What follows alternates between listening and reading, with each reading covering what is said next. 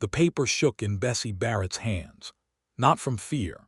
Not from the dry Arizona wind cutting through the gaps in the Fairchild Ranch office walls. It shook because she had read the contract 3 times in the span of 30 seconds, and each time she read it, the betrayal carved itself deeper into her chest like a branding iron pressed too long against flesh.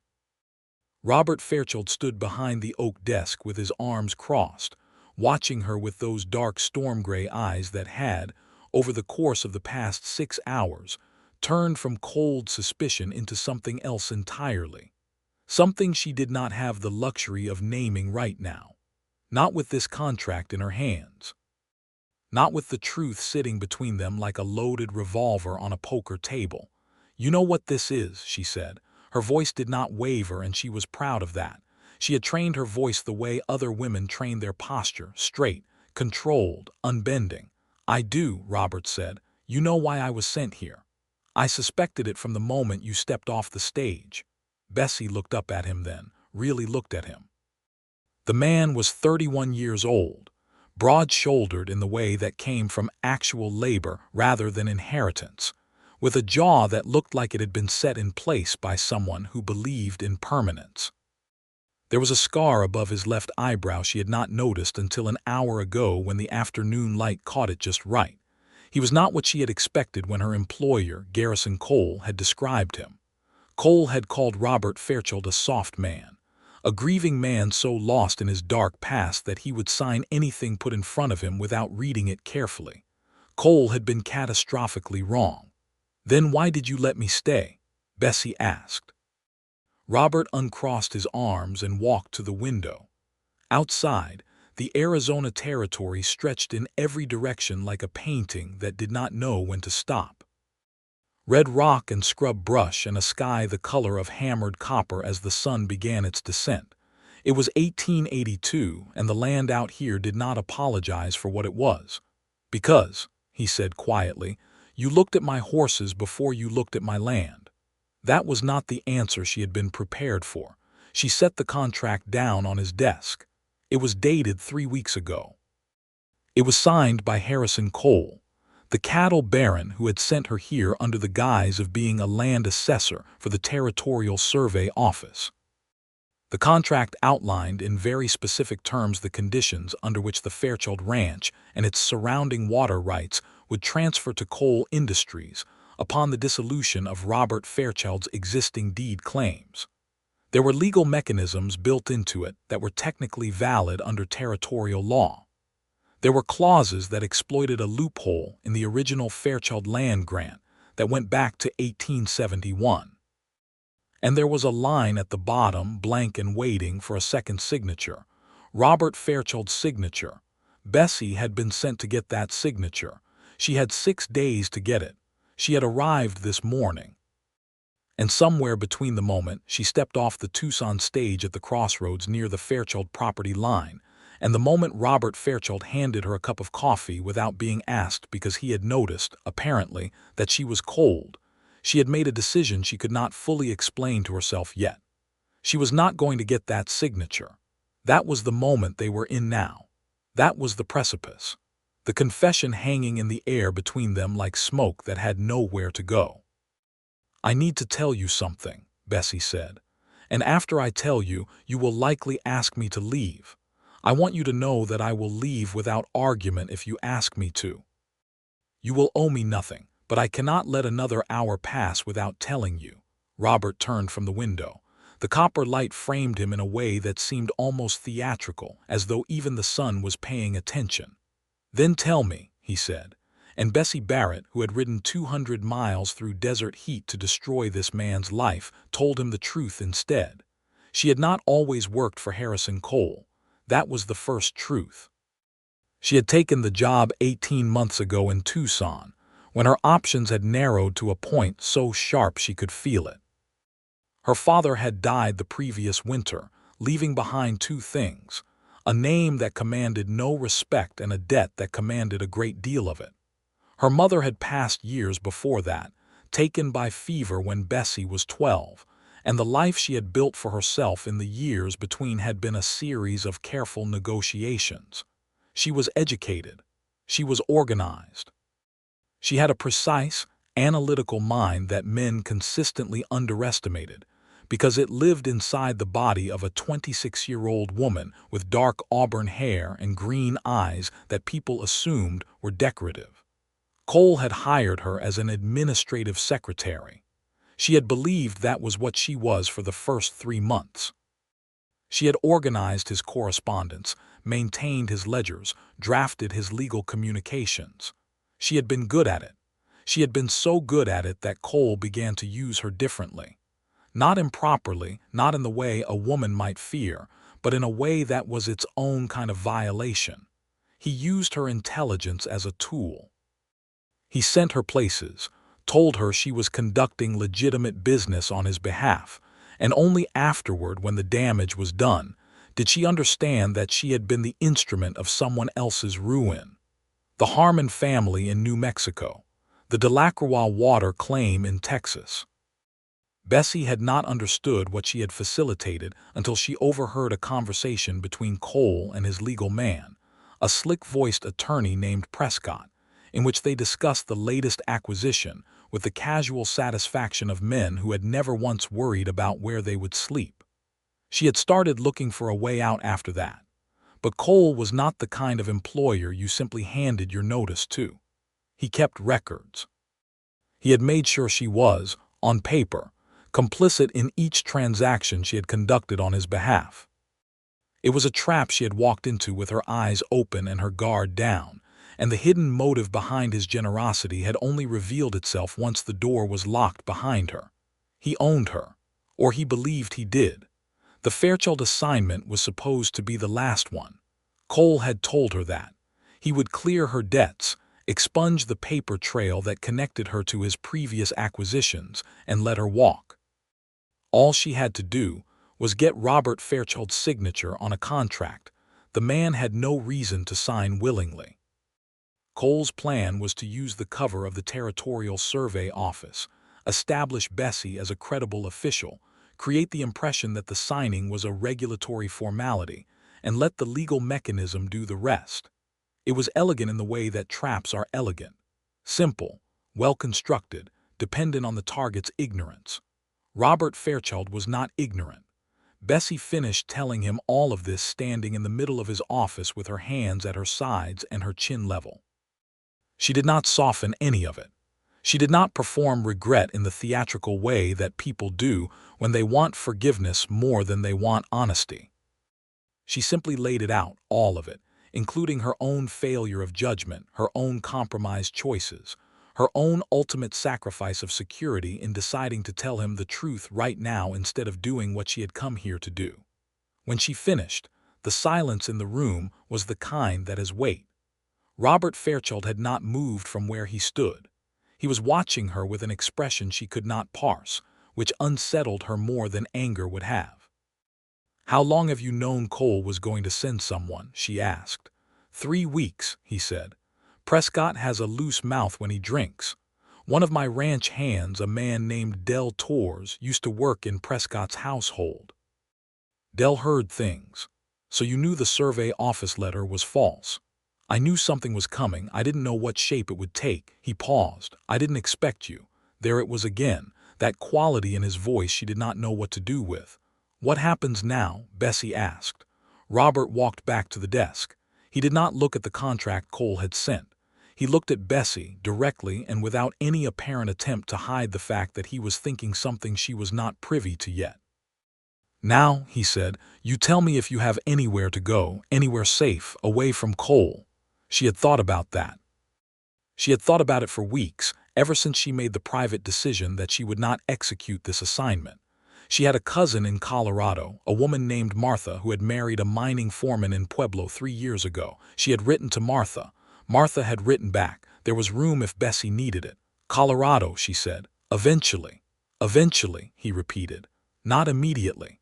Cole will know within the week that the contract wasn't signed. He'll want to know why. He'll send someone else and they'll be less polite about it." "I know," Robert said. He pulled out a chair on the visitor's side of his desk and nodded at it. "Sit down, Miss Barrett. We need to talk about what we're actually going to do about Harrison Cole." She sat, not because he told her to, but because her legs had been managing an impressive amount of tension for the past hour, and they appreciated the reprieve. The story of Robert Fairchild and Harrison Cole went back further than Bessie had known. That was the second revelation of the afternoon, and it came out slowly, the way things come out when a man who has spent years not speaking about something finally finds a reason to speak. Robert's father, Edmund Fairchild, had come to Arizona Territory in 1869 with his wife Catherine and 11-year-old Robert in tow. Edmund had been a rancher in Missouri before the war tore through everything and left the family with less than they had started with. The land grant in Arizona had been his fresh start, one of the early parcels made available through territorial settlement, and he had built the Fairchild Ranch from bare red earth over the following decade. Harrison Cole had arrived in Tucson in 1875 as a man with money and ambition, and no particular attachment to how he satisfied the latter. He had begun acquiring land and water rights throughout the territory, with the systematic patience of a man who had decided he would own the landscape eventually, and saw no reason to hurry. When Edmund Fairchild refused to sell the water access that ran along the eastern edge of his property, Cole had begun to apply pressure in the invisible ways that powerful men apply pressure. Dried up credit at the bank in Tucson, trouble with cattle buyers who suddenly found themselves too committed to other suppliers, small legal challenges to the original land grant that never quite succeeded, but cost Edmund money and time he did not have to spare. Edmund Fairchild died in 1879 of a heart that had been worn too thin by too many years of fighting. Robert had been 19 years old and had buried his father in the red Arizona dirt and taken over the ranch with nothing but the land, a small herd, 6 ranch hands, and a determination that Cole had clearly not anticipated when he planned to simply wait Robert out. Robert had spent 3 years making the ranch not just solvent but genuinely successful. He had expanded the herd, negotiated his own water management agreements with neighboring properties, built relationships with buyers in Tucson and Prescott, and even up toward the Colorado border. He was 22 when he married Clara Voss, a woman he had known since they were teenagers, who had grown up on a neighboring property to the east. He said Clara's name only once during this telling, and when he said it, his voice did not change the way voices change when loss is still raw. It changed the way voices change when loss has been lived with long enough to become architecture, part of the structure of who you are. Clara had died in the summer of 1881, 14 months ago, from complications following a miscarriage. She had been 22. Robert had been 28. "I'm sorry," Bessie said, and meant it without qualification. "Cole sent a letter of condolence," Robert said. 3 weeks after she died, very proper, very gracious, and then 8 weeks after that the offer to purchase the property arrived. Sympathetic pricing, he called it. "He is a predatory man." "He is," Robert agreed. He leaned back in his chair and studied the ceiling for a moment, and when he brought his eyes back down there was something resolved in them that had not been there before. "He expected grief to make me soft. It made me careful instead." Bessie understood that. She understood it in her own way, from her own dark past, from her own experience of loss turning into something harder and more useful than sorrow. "He's made a mistake with you," Robert continued, "and I don't think he knows it yet, because he sent you here expecting you to be as compromised as everyone else he's ever used, and you're telling me instead." "I'm aware of how that looks," Bessie said carefully, "that I might be telling you this to gain your trust, that this could itself be the trap." "I considered that," Robert said, "for about 4 minutes. Then I decided you were telling the truth." "What made you decide that?" He was quiet for a moment. Outside, she could hear the distant sounds of the ranch coming alive in the early evening hours, the horses settling in the barn, someone across the yard calling something to someone else in Spanish, one of the hands finishing up the day's work. The smell of wood smoke was beginning to find its way in through the window. "Because the lie would have been easier," he said finally. "And you don't look like a woman who takes the easy way." She should not have found that as moving as she did. They talked for another hour. By the time the conversation had covered Cole's legal mechanisms, Robert's counter-strategies, and the practical question of what Bessie would do next, the sun had completed its descent, and the Arizona sky had gone from copper to a deep bruised purple that looked like something out of a painting. Roberto Fairchild's ranch cook, an older Mexican woman named Senora Reyes, who had apparently been with the Fairchild family since before Robert was born, knocked on the office door at 6:30 and announced in a tone that accepted no argument that dinner was ready and that the guest would be eating with them. Bessie ate dinner at a long wooden table in the ranch house kitchen with Robert, Senora Reyes, and 3 of the ranch hands who came in from the bunkhouse. Del Torres, a quiet, watchful man in his 40s who nodded at Bessie with recognition when Robert introduced her as someone who had information about Cole. A young man named Billy Crane, who was 23 and apparently constitutionally incapable of silence. And an older hand named Hector Ruiz, who said almost nothing and ate with the focused contentment of a man at peace with the world. The dinner was beans and salt pork and cornbread, and it was the best meal Bessie had eaten in 3 weeks of travel and anxiety. She watched Robert at the table, watched the way he talked to his men, the way he listened when Del said something quiet and careful about the eastern fence line needing attention, the way he laughed once at something Billy said. He was not performing ease. He was genuinely at ease, here in this kitchen with these people, in a way that told her something real about who he was. She had spent enough time around Harrison Cole to know what a man looked like when the kindness was a surface. Robert Fairchild's comfort in this kitchen had roots. After dinner, Senora Reyes showed Bessie to a guest room at the back of the house. It was simple and clean. A narrow bed with a patchwork quilt, a washstand with a ceramic basin, a small window that looked out onto the back of the property where the hay barn stood dark against the sky. Bessie sat on the edge of the bed and looked at her hands for a long time. She had, in the space of one afternoon, dismantled the terms of her employment with Harrison Cole, placed herself in a position of legal and personal vulnerability, and told the whole truth to a man she had met 8 hours ago. She had done all of this deliberately, and she would do it again, and the clarity of that conviction was so thorough it almost frightened her. She was not frightened of Robert Fairchild. That was the most significant thing she had discovered today. She should have been cautious.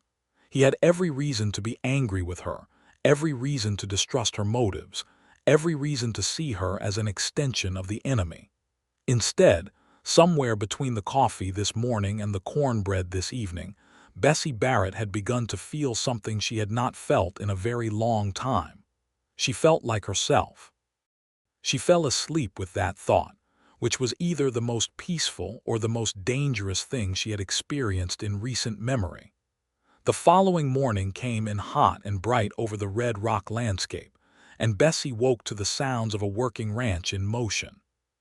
She dressed quickly in the practical clothing she had packed for the trip, a dark brown divided skirt and a cream cotton blouse, and found her way to the kitchen where Senora Reyes was already producing coffee with the focused authority of a woman who had been producing coffee since before sunrise for decades.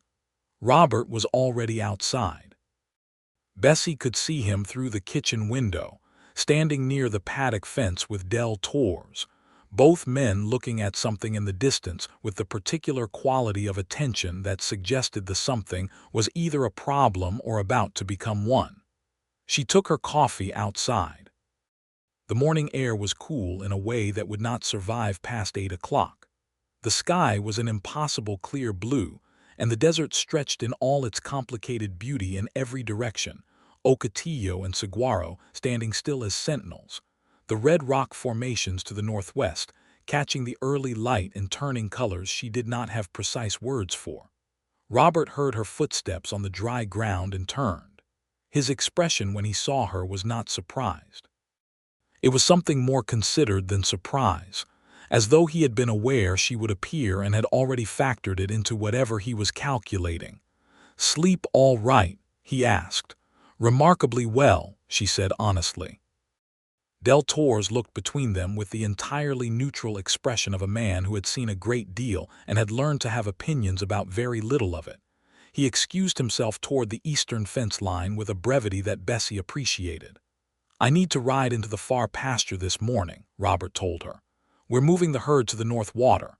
You're welcome to come if you'd like to see the property, or stay here with Senora Reyes." "I'll come," Bessie said. She was a competent rider. Her father had seen to that early, insisting she learn properly on the ground that the skill was as necessary for a woman as for a man, possibly more so, because a woman needed more ways to be self-sufficient. She had kept up with riding through her years in Tucson, hired horses from the livery stable on Sunday mornings when the city felt too close around her. Robert gave her a bay mare named Rosita, who was patient and fast in equal measure, and they rode out together into the early morning heat, with the herd moving ahead of them, and Billy Crane working the far flank with the particular enthusiasm of a young man who enjoyed his work. They did not talk much on the ride, which suited them both. Bessie was paying attention to the land, reading it the way she read everything, looking for the thing underneath the surface. The Fairchild property was genuinely beautiful in the way that working land is beautiful, not ornamental but purposeful, shaped by use into something that had its own kind of grace. The water source that Cole wanted was visible from the north pasture, a creek that ran along the base of a low red cliff, fed by something deeper in the rock that kept it reliable even through the dry months. She could see immediately why it was valuable. In a landscape where water was power, this was a small empire. "This is what he's really after," she said. "Always was," Robert said beside her. "The cattle were almost secondary to him. It's the water access he needs to make his southern expansion viable. He has legal people who think they've found a flaw in your father's original grant. I know. I've had my own legal representation looking at it for a year." He paused. "They think Cole's claim would fail in a Tucson court, but it would be expensive and time-consuming. He's betting I don't have the resources for a prolonged legal fight." "Do you?" He looked at her sideways. There was a small, dry smile at the corner of his mouth that she found unexpectedly compelling. "More than he thinks." "He'll try something else when the signature doesn't come," Bessie said. "He's not a patient man when patience isn't working." "No," Robert agreed. "He'll try something else."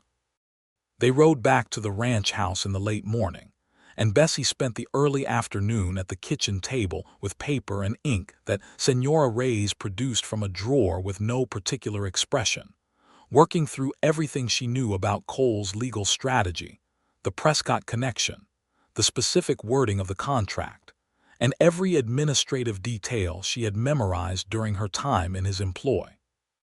Robert sat across from her and asked questions that were precise and intelligent, and they worked through it together in a way that felt less like an interrogation of her knowledge and more like a collaboration, two minds picking at a problem from different angles, finding the points where their different information overlapped and reinforced each other. "You know his operation better than anyone who's ever been willing to talk to me about it," Robert said at one point. "I know where the bodies are buried," Bessie said, and then immediately, "figuratively speaking." "Are you sure about the figurative?" she considered. "Mostly sure." Robert looked at her steadily for a moment, and then he laughed. It was not a polite laugh or a performative one. It was the real kind, the kind that comes from somewhere genuine, and it transformed his face in a way that made Bessie forget for a fraction of a second what they were supposed to be doing.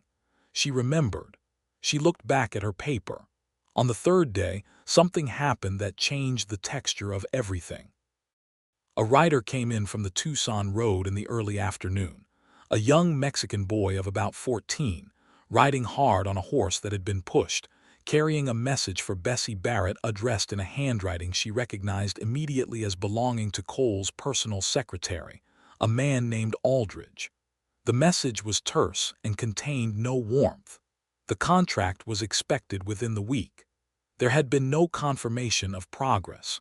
Was there a problem that required resolution? Resolution was Cole's word for sending someone with fewer scruples. Bessie read the message, folded it, and handed it to Robert without comment. He read it. His jaw tightened slightly, the only outward sign of what he was thinking. "We need to move faster," he said. They spent the rest of that afternoon and most of the evening drafting a different document entirely. It was not the kind of document Bessie had been sent to produce. It was a counter-document, a formal legal record of the Fairchild Ranch's water rights claim, its historical ownership chain, the specific mechanisms by which Cole's contract contained fraudulent representations about regulatory authority that had never been granted to any survey office. Bessie wrote it with the same precision she had used in Cole's service, only now the precision was pointed in the opposite direction. She also wrote a letter. It was addressed to a federal land office representative in Tucson named Agent Thomas Hale, whom she knew from Cole's own communications to be a man who had resisted Cole's influence specifically, because he was the kind of man who did not appreciate being pressured. She wrote carefully, stating her own name, her own role, and providing the specific information about Cole's fraudulent survey office cover that would give Agent Hale grounds to investigate. "This will make Cole come after you directly," Robert said when he read the letter. "He was going to do that anyway," Bessie said, "the moment he knows the contract isn't coming. You're burning your way out." "I was always going to burn my way out. I just wanted to make sure the fire was pointed in the right direction." Robert was quiet for a moment. Then he said, "You could have run, gone to Colorado without any of this, and left you with a legal fight and a man who would just send someone else next month." She shook her head. "No." He looked at her with an expression that was different from any of the expressions she had catalogued in the past 3 days. It was quieter than the others and more direct, and Bessie felt it land somewhere inside her that she had been pretending did not exist. "Bessie," he said. It was the first time he had used her first name. "Robert," she answered just as quietly. Neither of them said anything else for a moment. Outside, the nighttime desert made its gentle sounds, the far-off call of an elf owl, the wind moving through the dry grass, the ordinary peaceful sounds of a world that did not know it was holding its breath. "I'll ride to Tucson tomorrow," he said. "Take the letter to Hale myself and file the counterclaim. I'll come with you." "That's not. I'm the one who signed Cole's employment papers. I'm the one whose testimony about his methods will actually matter to Hale. My name on a letter is one thing. My presence in person is another." She looked at him steadily. "I come with you." He did not argue further, which she noted. They left for Tucson at first light the following morning, the 4th day of Bessie's presence at the Fairchild Ranch. Robert rode his own horse, a big roan gelding named Marshall that had the quiet confidence of an animal that had covered a lot of ground and expected to cover more. Bessie rode Reseda again, and they traveled the Tucson road in the early cool of the morning, side by side, with the enormous Arizona sky doing its magnificent thing above them. They talked on the ride, in a way they had not fully talked before. The documents were drafted, the strategy was set, and what remained between them was the conversation that had been accumulating since the first afternoon. They talked about their fathers, briefly and honestly. They talked about books, which surprised them both, the discovery that they had both read and valued the same things, that they both had the particular inner life of people who had spent significant portions of their lives reading in order to understand the world better than the world was inclined to explain itself. Bessie talked about her years in Tucson after her father died, the narrowing of her options, the sequence of compromised choices that had led her to Cole's employment, and she talked about it without self-pity, which was the only way she could stand to talk about it at all. Robert listened in the way that good listeners do, not filling silences unnecessarily, not rushing toward the reassurance or the judgment. Robert talked about the years after his father died, the weight of the inheritance, the loneliness of being responsible for something that needed protecting, while the person he would have turned to for counsel was gone.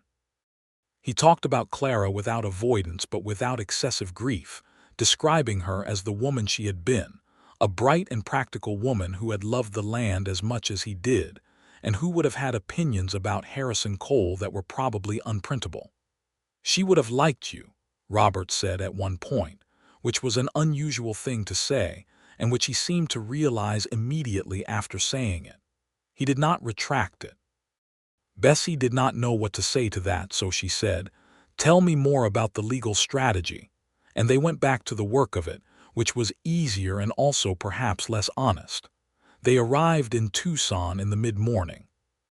It was a Tuesday in early September of 1882, and Tucson was doing what Tucson did, which was going about the business of a territorial city with the particular energy of a place that was neither fully settled nor fully wild.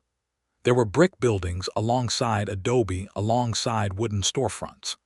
There were people moving in all directions speaking English and Spanish in roughly equal measure. There were the usual sounds of horses and wagon wheels and commerce. Robert knew the city well enough to navigate directly to the Federal Land Office, a modest but permanent-looking adobe building on the main street. Agent Thomas Hale was a compact man in his late 40s with a neat gray beard and eyes that assessed visitors with quick, practiced efficiency. He had the manner of a man who had dealt with a great deal of nonsense in his career and had developed a good system for identifying it. He identified Bessie within about 30 seconds as someone bringing him something significant. The meeting lasted 2 hours.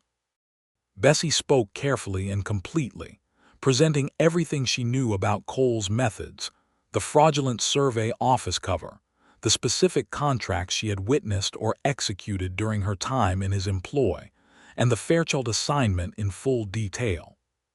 She placed the counter documentation on Hale's desk and watched him read it with the focused attention of a man who understood what he was reading. When she finished, Hale looked at her for a long moment.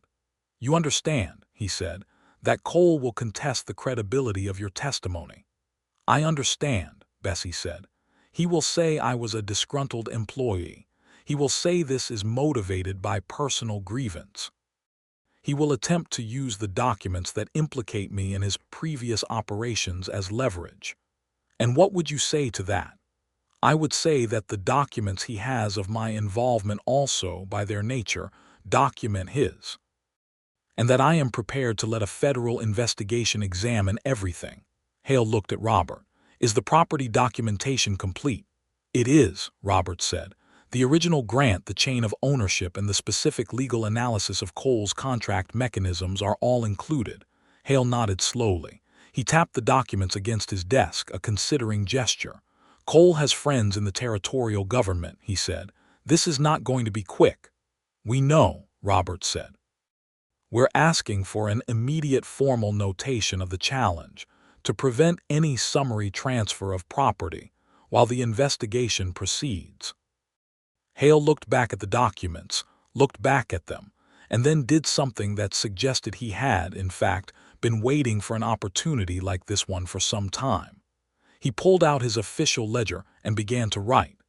They left the Federal Land Office in the early afternoon with a notation number, and Hale's assurance that formal proceedings would begin within the week.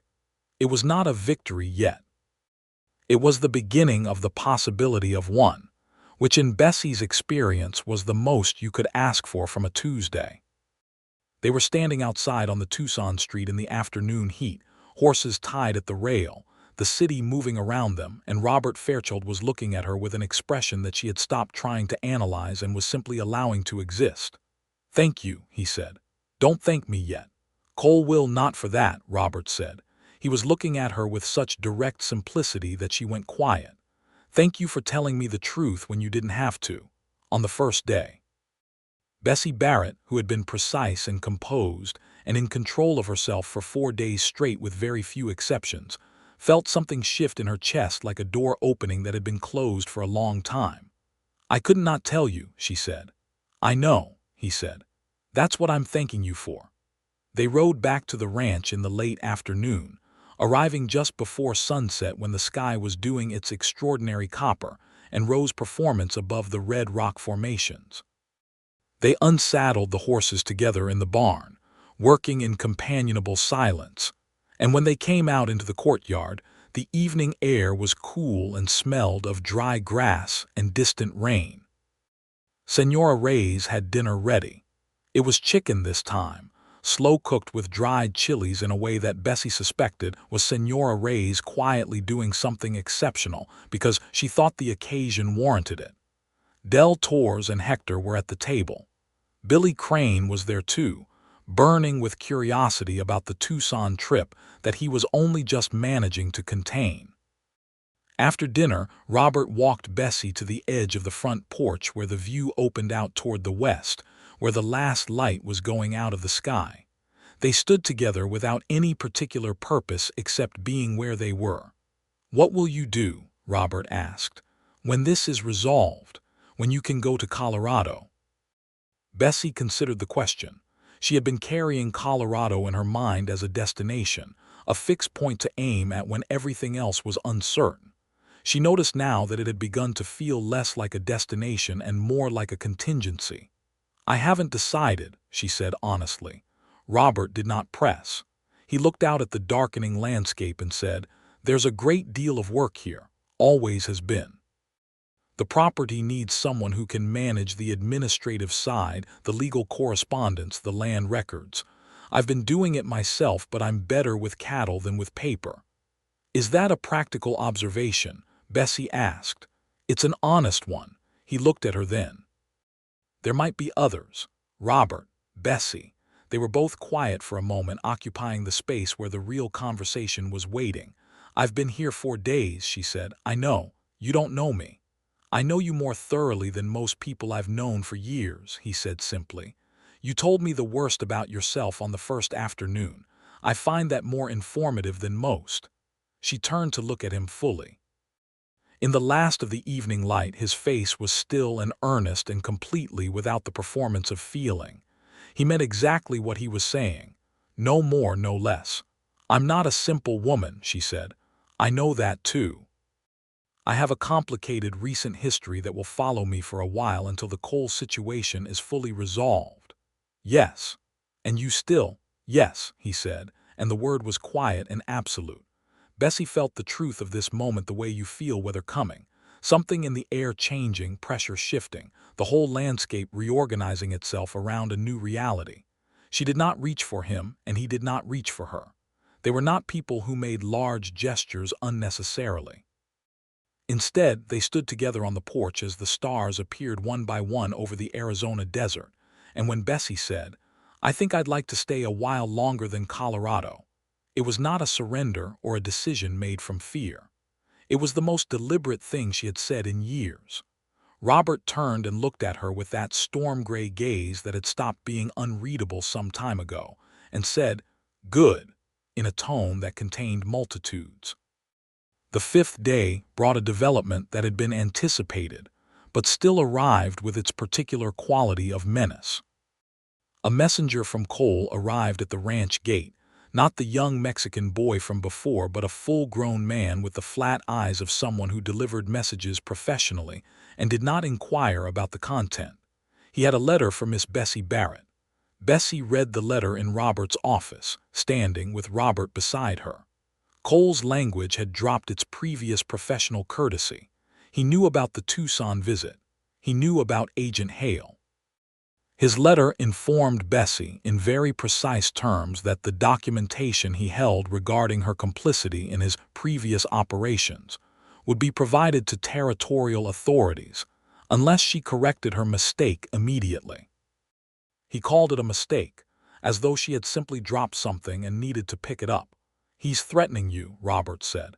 "He's doing exactly what I expected him to do," Bessie said, and set the letter down with a steadiness she had to work slightly for.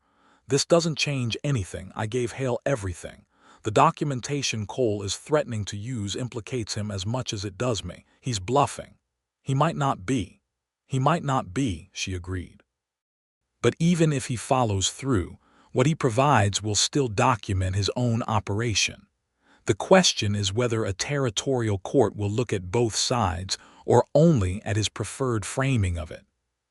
El seemed like a man who looked at both sides. He did. She looked at the letter again. Cole is scared. This is what scared looks like in a man like him. He makes threats before he makes moves. If we hold steady, he has to follow through or fold, and following through costs him as much as it costs me. Robert looked at her with a quality of attention that was becoming familiar to her, the particular focus he gave to things he considered important. "Are you scared?" he asked. She thought about it honestly. "Some," she said, "not enough to change anything." He nodded slowly. "I'll send a wire to my attorney in Prescott today, and one to Hale." "I'll write another letter," Bessie said. Preemptive, providing context for anything Cole submits. They worked through the morning again, side by side at the kitchen table, and Bessie noticed that the working proximity between them had changed in its texture from the first day. There was ease in it now, the kind of ease that develops between people who have moved past the performance of their best behavior and arrived at something more sustainable. Robert handed her things before she asked for them. She anticipated questions before he finished forming them. They had, over the span of 5 days, developed a working rhythm that felt organic and earned. Del Torres stopped in during the morning to report that 2 men he did not recognize had been seen on the eastern boundary of the property. Robert's expression shifted to something watchful. "Cole's men?" Bessie asked. "Likely, or men hired by Cole." He looked at Del. "Keep an eye on them. Don't engage, but don't lose track of them either." Del nodded and went out. Bessie looked at the window, at the endless desert, at the landscape that Cole apparently believed belonged to him, because he had decided it did. Something in her hardened further. "He's going to try to create an incident," she said. "Something that looks unrelated to the legal challenge but puts pressure on the property. Harassment of the herd, maybe. Something that keeps you occupied and makes the legal fight feel like a secondary problem." "That's consistent with how he handled my father," Robert said. He was quiet for a moment. "My father used to say that the worst thing about a man like Cole wasn't the individual things he did. It was the atmosphere of threat, the feeling that you were always looking over your shoulder, that your energy was always divided between the work and the watching." "Cole is a man who believes in wearing people down," Bessie agreed. "He is not a man who believes in direct confrontation, because direct confrontation creates records. Then we need to create records first." They spent the afternoon documenting the property boundary incursion. Del Torres and Hector Ruiz rode the eastern fence with Robert and noted everything: the location, the time, the description of the 2 men, the direction they had been approaching from. Bessie wrote it up formally, and it went into the growing file of documentation that was beginning to resemble something substantial. That evening, Robert came to find Bessie where she was sitting on the back porch steps watching the moon rise over the hay barn. It was a full moon or close to it, and the desert under its light had a silver quality that was entirely different from the hot golden reality of daylight. He sat down beside her on the steps, which were not wide, which meant they were closer than they had been in previous conversations. "Del thinks there were only 2 of them," he said, "and that they left before sundown." "For now," Bessie said. "For now," he agreed. They sat together for a while in the way that people sit together when the immediate business is done and what remains is each other. "I want to ask you something," Robert said. "Then ask it. When you were working for Cole, before you understood what he was using you for, were you happy with the work?" It was not the question she had expected. She thought about it. "I was good at it," she said finally. That felt like something. I had always been told my kind of mind was a liability, too analytical, too organized, unfeminine.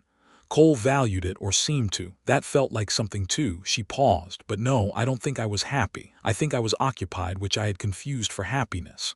Robert was quiet for a moment. "I did that too," he said. "After Clara, I buried myself in work because occupied felt safer than the alternative." He looked out at the moonlit desert. "I'm not still grieving in the way that needs to be said out loud. I want you to understand that. I have grieved properly. I have given it the full weight it deserved. What I am now is forward-facing. I say that because I think you might need to hear it said plainly." Bessie looked at him. The moonlight was kind to his face in the same way the afternoon light had been, revealing the structure of it without performance. "I needed to hear it said plainly," she said. He turned toward her then, and she toward him, and when he took her hand it was with the same quiet deliberateness that characterized everything about him. No rush, no performance, just the simple decision made and executed cleanly. Bessie held his hand in return. They sat like that in the moonlight, with the desert extending in all directions and the ranch making its quiet nighttime sounds around them. And she thought that this was perhaps the most peaceful she had felt since she was a child, sitting in her father's barn reading by lantern light, and believing, with the simple faith of childhood, that the world was more good than otherwise. She was rebuilding that faith now, and she was doing it with her eyes open. The sixth day brought the crisis, because of course it did, because that was the nature of things. Robert was out on the northern pasture when the rider came in from Tucson.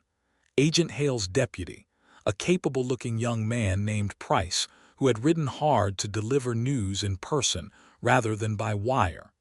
Harrison Cole had filed an injunction in the territorial court in Tucson. The injunction attempted to freeze all activity related to the Fairchild water rights pending a full court hearing, and it was accompanied by a formal complaint against Bessie Barrett for breach of employment contract and theft of proprietary business information. Price delivered this news to Bessie at the ranch house table with a directness that she appreciated. "How long does the injunction hold?" she asked. "Hale says no more than 30 days before the hearing. He filed counter-documentation this morning, your submissions and the property records. He wanted you to know he's not backing down." Price looked at her steadily. "He also said to tell you that Cole's complaint against you is going to get scrutinized very carefully, because Cole filed it in a way that accidentally included documentation Hale is now treating as evidence." Bessie absorbed this. "Cole overplayed it." "Seems so." "Hale is also looking into the survey office cover, whether the regulatory authority claim in that contract constitutes fraud." "It does," Bessie said. "I can provide the specific Federal Register references that show no such survey authority existed." Price nodded and wrote something down. "One more thing," he said. "Cole has also sent a formal notice to the ranch, which I have here, stating his position on the property claim." He placed it on the table. Bessie looked at it without touching it. "He's creating paperwork," she said, "trying to fill the legal space with so much of his version that the actual truth gets buried in the volume." "That's Hale's read too," Price said. When Robert came back from the northern pasture and received the full report from Bessie, his response was measured and deliberate in the way his responses always were. He sat down, read the documents Price had brought, asked 3 precise questions, and then said, "Good." Bessie looked at him. "Cole is showing his hand," Robert said. "He's filing everything at once because he's trying to move fast before Hale's investigation gains momentum. That means he's afraid of what a slow, methodical investigation will find. We don't let him rush us." He sent Price back to Tucson with a letter for Hale and a message for his own attorney, a man named Warren Giles, who operated out of Prescott and who, according to Robert, had been quietly preparing for exactly this kind of legal challenge for the past year. After Price left, Robert looked at Bessie across the table. "What does your cousin in Colorado know about what's happening?" he asked. "Nothing specific," Bessie said. "I told her I had a complicated employment situation and might be heading her way. I haven't written again since I arrived here." "Write to her," Robert said. "Tell her you're safe and that the situation is being managed. Tell her you might not need the room after all." Bessie looked at him. "I mean that in the practical sense," he said. "You have more value to this legal case here than you do in Colorado. Hale will need you available for the hearing." "Only in the practical sense," he held her gaze. "Mostly practical." She wrote to Martha that afternoon, and the letter was honest in a way that surprised her when she read it back. She told Martha she was safe. She told her about the ranch and the legal situation in measured terms. She told her that she had met someone who she thought was, in her best assessment, a genuinely good man. She told her she was considering staying in Arizona. She sealed the letter and gave it to Billy Crane to take to the mail stage in the morning, and she felt, on releasing it, the particular lightness of having made a decision and committed to it. The following days moved with the particular energy of people who have a shared purpose and the skills to pursue it. Warren Giles arrived from Prescott on the 7th day, riding in on a dark horse with a satchel full of legal papers and the brisk manner of a man who found the law genuinely interesting rather than simply useful. He was 50 years old, precise, and very good. He and Bessie sat down immediately and went through everything she knew, and she watched him build the counter case in real time with the pleasure of watching a genuine craftsman at work. Robert moved between the legal work and the ranch with a capability that Bessie found increasingly admirable. The coal situation had not stopped the ranch from being a working ranch. The cattle still needed managing, the fences still needed maintaining, the water distribution still needed monitoring. He did all of it without appearing divided or overwhelmed, which told her something about the quality of the structure he had built here, both the physical structure of the operation and the human one. Del Torres ran the ranch hands with quiet efficiency that spoke of long trust between employer and employee. Senora Reyes kept the household in order with the same immovable authority she applied to everything. Even Billy Crane, with his perpetual energy, was doing something useful at any given moment. Bessie found herself fitting into this structure in a way that felt natural. She was managing the legal correspondence, the documentation filing, the communication with Hale's office. It was the work she was good at, but it was pointed now toward something that mattered, toward protection rather than acquisition, toward honesty rather than the long, elegant lies that Cole had taught her to dress up as procedure. On the 9th evening, Robert found her at the desk in his office long after Senora Reyes had put out the kitchen lamp, and he said, "You need to stop working," which she thought was somewhat unfair coming from a man who had been up since before the sun. "I want to finish the cross-reference for Giles," she said. "It'll be there in the morning." She looked up at him. He was in the doorway, still in his work clothes, and there was something in his expression that was not about the legal case. "Robert." He came into the room and sat on the edge of the desk, which was an informal posture that she had not seen from him before. He looked at her with complete directness. "I want to say something," he said, "and I want to say it without it being tied to the situation with Cole or the case or any of the practical reasons that might make it look convenient." "Say it then." "I think I'm falling in love with you," he said. The words landed in the room with the quiet of something that had been true for a while and was only now being said out loud. Bessie set down her pen. She looked at Robert Fairchild, this man who had taken in a stranger sent to betray him, and given her coffee and a barn view, and the kind of honest attention that was rarer than anything she had encountered in the past several years. She thought about the moment on the first afternoon when the paper had shaken in her hands, and how much had happened since then, and how thoroughly the shape of her life had changed in the span of 9 days. "I think I'm falling in love with you too," she said. "I have been trying to account for the speed of it, and I cannot find an accounting that reduces it to something smaller." Robert reached forward and took her hand, and this time it was not the gentle hold of a shared moonlit porch. It was more deliberate than that. He brought her hand to his lips and kissed her knuckles with the kind of reverence that makes a person feel genuinely seen, and when he looked up at her his eyes were the color of a sky before a storm, beautiful and charged and completely unafraid. "We have time," he said. "I'm not asking for anything that needs to be decided tonight." "I know," she said. "I just wanted it said plainly." "I know," she said again and squeezed his hand. "I'm glad it was."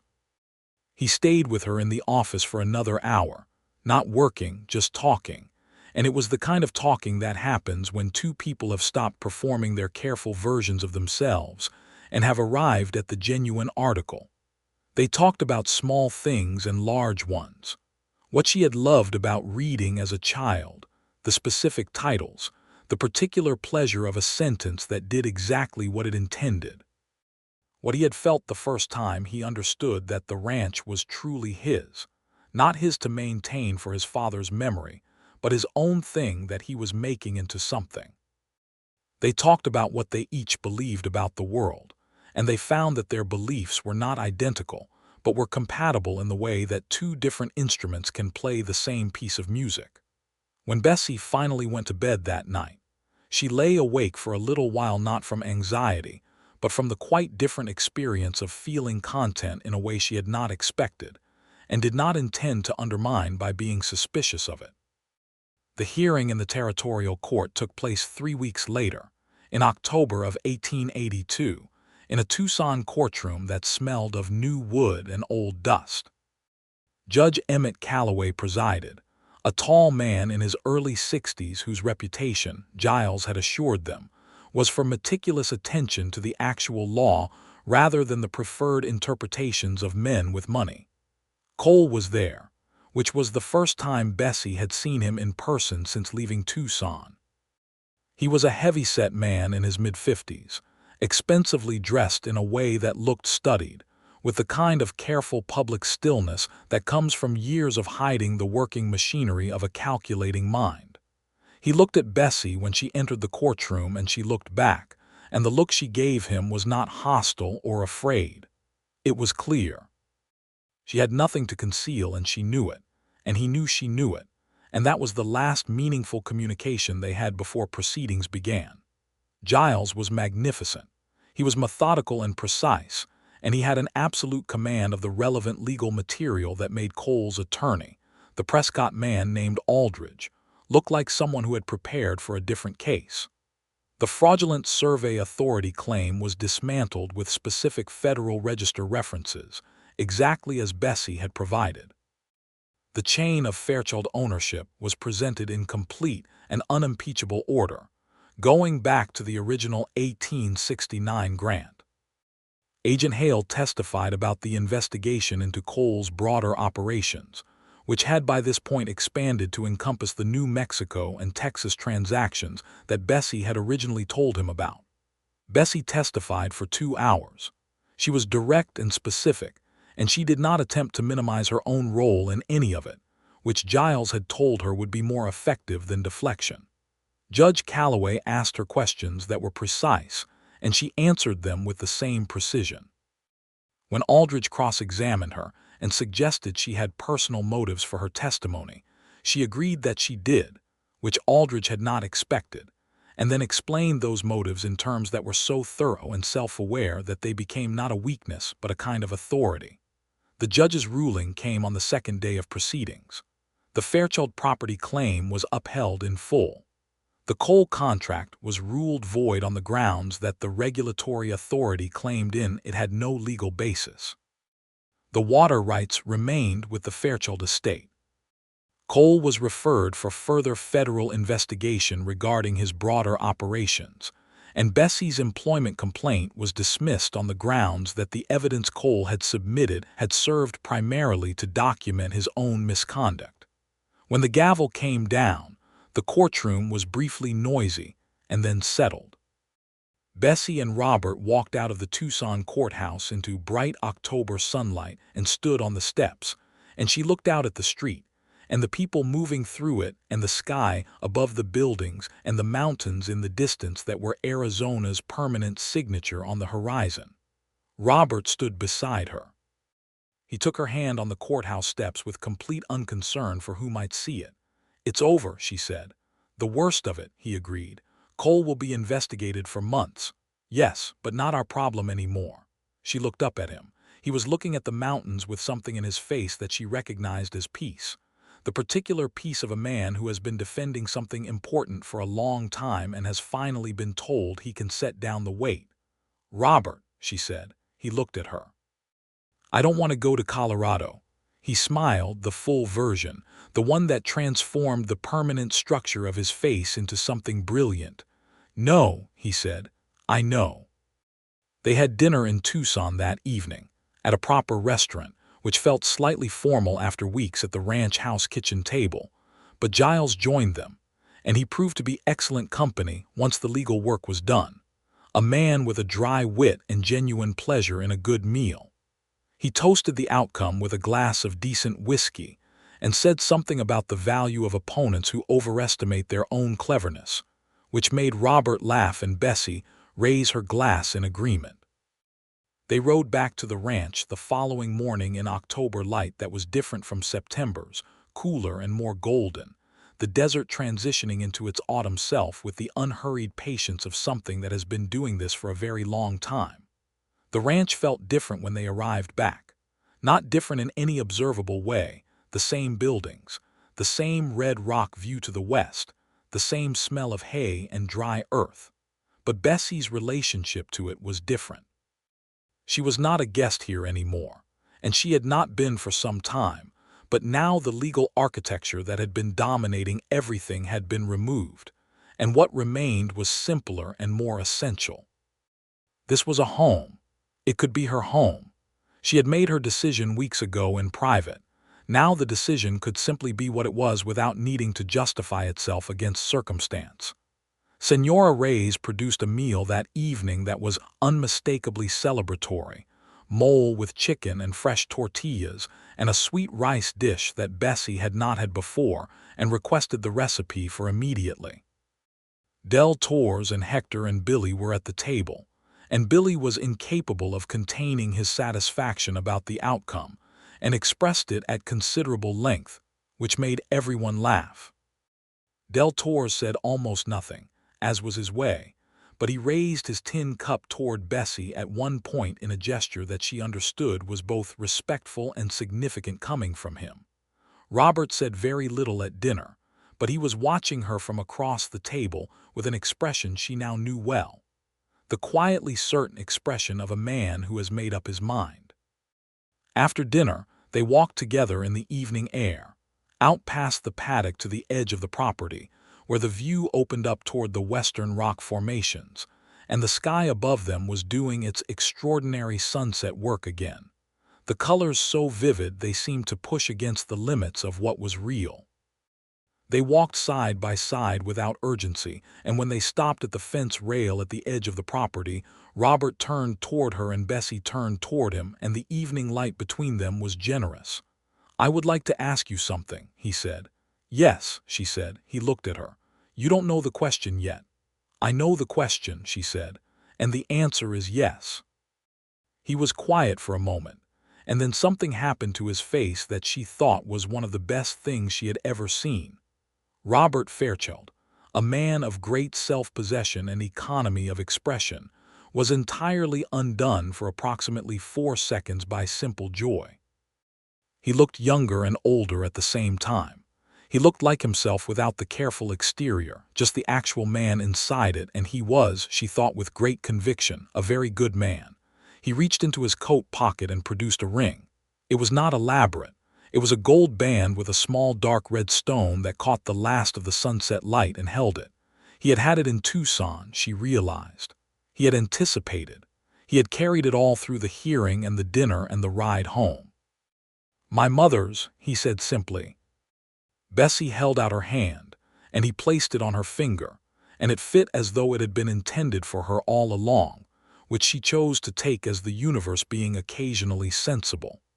He held her hands and looked at her with the storm-gray eyes that had stopped being unreadable on the first afternoon, and she looked back at him with everything she intended and nothing she wanted to hide. When he kissed her, it was the most deliberate thing he had ever done, which was saying something, because everything about Robert Fairchild was deliberate. It was gentle and certain, and it tasted like coming home to a place she had never been but somehow recognized completely. They were married 6 weeks later, in early December of 1882, at a small ceremony at the ranch conducted by a minister from the nearest town. It was a practical affair in the best sense. The people who were genuinely important were present, and nothing unnecessary was added to that. Senora Reyes made a cake that was significantly better than anything the occasion strictly required. Del Torres stood with Robert. Martha, Bessie's cousin, had made the journey from Pueblo, Colorado with her husband James, and her presence made the morning complete in a way that Bessie had not fully anticipated until Martha arrived and embraced her and said quietly in her ear, "You look like yourself. You look like the person you were supposed to be." Bessie held on to Martha for a moment and did not say anything, because some things are too true for words. The minister spoke briefly and well. Robert made his promises in a voice that carried across the desert air without wavering, and Bessie made hers in kind. And when the ceremony was complete and they were standing in the December sunlight with the mountains in the distance and the whole clear sky above them, Robert Fairchild looked at his wife with such uncomplicated satisfaction that several people who were watching had to look away at the landscape for a moment. The winter of 1882 and into 1883 was the first winter Bessie spent at the Fairchild Ranch, and it was, in the specific way of first winters in new places, a season of discovery. She learned the rhythms of the ranch in the cold months, the particular concerns of cattle in winter desert conditions, the way the light changed over the red rock formations on clear cold mornings. She learned more about Senora Reyes, who proved to be a woman of extraordinary depth, and who had opinions about everything from territorial politics to the proper preparation of dried chilies that were consistently worth hearing. She continued the legal correspondence work that had begun under crisis and now continued as ordinary maintenance, keeping the property documentation current, managing the ongoing investigation into Cole's operations in which her testimony remained a useful reference point. She received periodic updates from Agent Hale, who seemed to view the Fairchild property as a kind of informal base of federal goodwill, and she handled these communications with the same precision she had always brought to paperwork, only now the precision was for herself.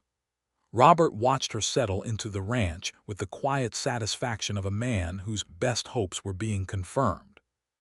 He had not known exactly, when he said she could stay a while longer than Colorado, that what he was actually saying was that he believed she was where she was supposed to be. He had trusted that instinct even when it seemed premature, and the instinct had been sound. Bessie Barrett, now Bessie Fairchild, was not someone who had come to the ranch and adapted herself to it.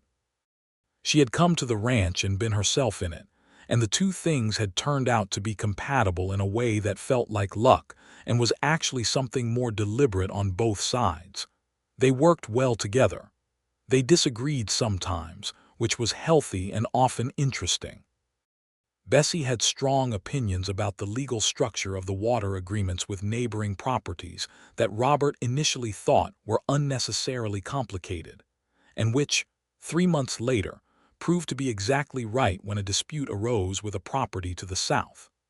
Robert had a judgment about cattle management that Bessie deferred to entirely and found, over time, genuinely interesting in its own right. They made each other better at the things they were already good at, which is perhaps the most that any partnership can aspire to. In the spring of 1883, Harrison Cole's broader operations came under full federal investigation. Several of his land acquisitions in New Mexico and Texas were invalidated.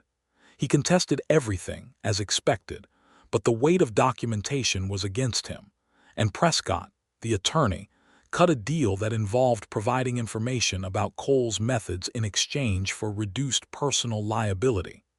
It was not, Bessie thought, the dramatic end one might have imagined for a man who had operated with such confidence in his own impunity. It was the grinding, procedural end of a man brought down by paperwork, which was possibly more appropriate than anything theatrical. She read the last of the federal notices in the office where she had first held the original contract a year and a half ago, and she set it down on the desk and looked at the window and the Arizona landscape outside it, and she felt a satisfaction so thorough it left no room for anything else. Robert came in while she was sitting there, still in his work clothes from the morning. He looked at the federal notice and then at her. "Done?" he asked. "Done," she said. He sat down across from her and looked at her steadily.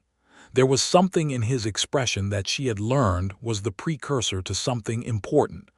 "There's something else," he said. She looked at him. "Senora Reyes says you've been having difficulty with the mornings," he said. His voice was careful, the way it was careful when he thought something mattered a great deal and did not want to presume. Bessie felt the warmth rise in her face, which was unusual for her. "Senora Reyes notices a great deal," she said. "She does," Robert agreed. "She also says she'd know that particular difficulty anywhere." Bessie looked at her husband. Robert Fairchild was looking at her with an expression she had never seen on him before, something so open and unguarded and luminous that she thought it might be the most beautiful thing she had ever seen on a human face. "In the fall," she said, "I think." He was around the desk before she finished the sentence, which was the fastest she had ever seen him move for something that was not a cattle emergency.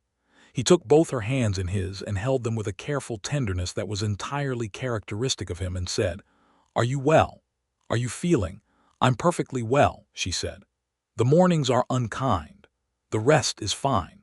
Senora Reyes has already prescribed several things, including a specific kind of tea that she says is effective beyond question."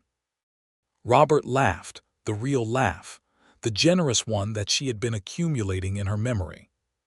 He brought her hands up and pressed his forehead to them, a gesture so private and unperformative that she felt it land in the deepest part of her. "A Fairchild," he said quietly against her hands. "A Fairchild," she confirmed. "The fall of 1883 brought a son. They named him Edmund for Robert's father, which was right in a way that required no discussion. He arrived in late September when the Arizona sky was doing its best autumn performance, all copper and rose and an improbable deep blue, and he was healthy and loud and had, from his first hours, the particular quality of presence that suggested he was going to have opinions."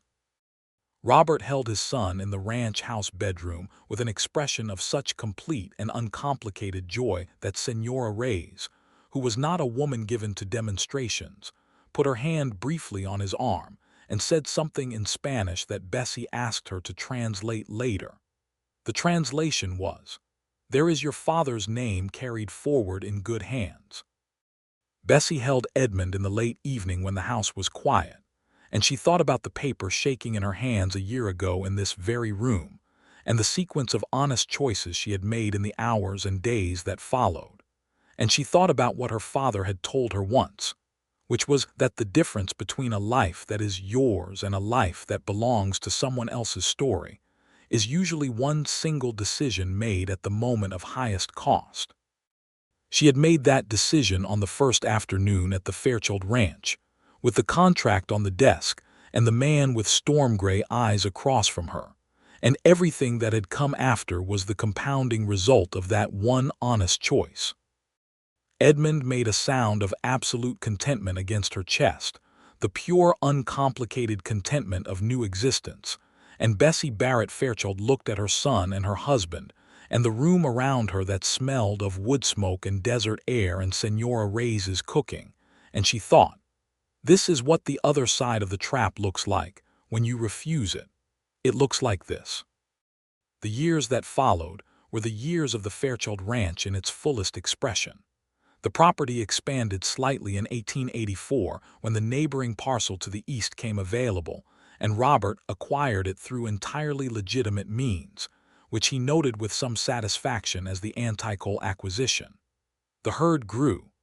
Del Torres, who proved to be one of the most reliable men Bessie had ever known in any professional context, took on a formal management role. Billy Crane eventually married a woman from Tucson named Rosa who had a laugh that could be heard across the property, and who took to ranch life with an enthusiasm that delighted everyone. Senora Reyes remained the center of the household with the permanence of a geological feature. She taught Bessie to cook certain things and expressed no opinion whatsoever about her inability to cook other things, which was tactful and appreciated. The legal correspondence work evolved over the years. Bessie's organized and precise mind found its fullest expression in a project she took on in 1885, working with several neighboring ranch families to establish a formal water rights consortium that protected the collective access claims of smaller properties against large commercial interests. It was the constructive version of everything she had learned in Cole's service, the same knowledge applied in the opposite direction. Agent Hale, who remained in his Tucson position, considered it a model of territorial cooperation and said so in writing, which Bessie placed in the office file with the quiet pleasure of a person who appreciates official recognition even while not requiring it. Martha visited from Colorado in the summer of 1885, this time with 2 children of her own in tow, and the house was briefly and magnificently chaotic in the way that houses become when occupied by the combined energy of small children and their parents' long-delayed catching-up conversations. Robert observed this chaos with the particular calm of a man who had, by this point, some experience of it, and produced coffee at strategic intervals, and generally made himself useful in the background, which was, Bessie had come to understand, one of the things she loved most about him. She told him that one evening after the children were asleep and Martha and James were on the porch enjoying the silence, in the kitchen where they were washing dishes together with the comfortable efficiency of 2 people who have shared a kitchen for 3 years. "What are you talking about?" he asked. "That," she said. "That thing you do. Where you find the useful thing in a difficult situation and do it without needing to be noticed." He considered this. "I didn't know that was something notable." "It is very notable," she said. "It is one of the things I love about you." He looked at her with the storm-gray eyes that were, 3 years into their life together, still capable of stopping her in whatever she was doing. "I love you," he said. Simply, directly, in the way he said all important things. "I love you," she said back in the same register.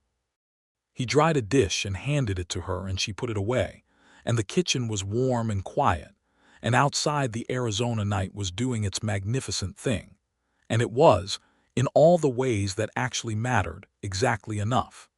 In the winter of 1886, a second child made itself known in the slow, inevitable way of second children, a little less surprising than the first but no less significant.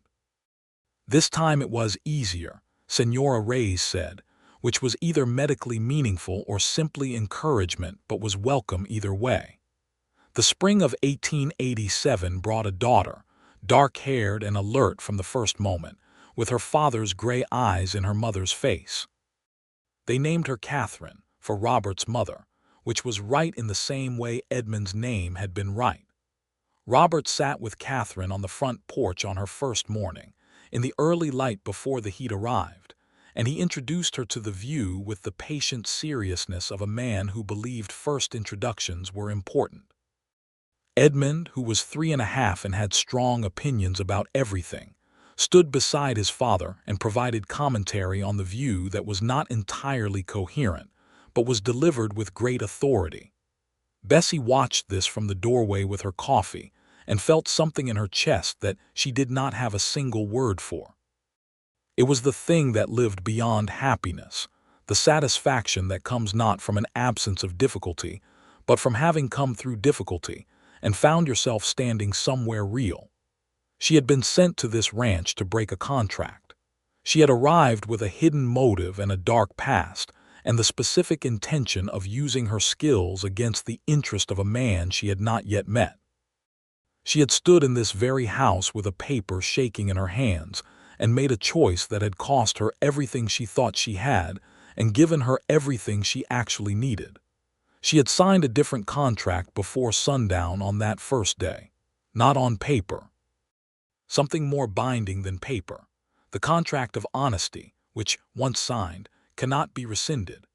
Edmund climbed down from the porch railing and ran toward the paddock with the focused urgency of a small boy with somewhere to be.